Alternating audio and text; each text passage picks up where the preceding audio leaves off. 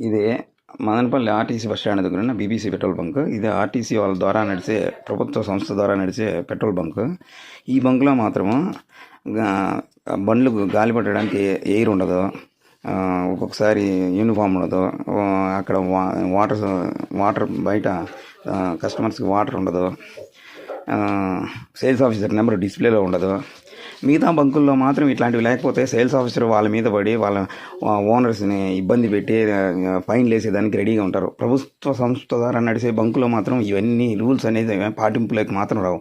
అదే ప్రైవేట్ వాళ్ళ మీద మాత్రం వాళ్ళ మీద పడి ఏడ్చేదానికి సేల్స్ ఆఫీసర్ రెడీగా ఉంటారు. అది ఎందుకో ఏమో నాకు కూడా తెలియదు.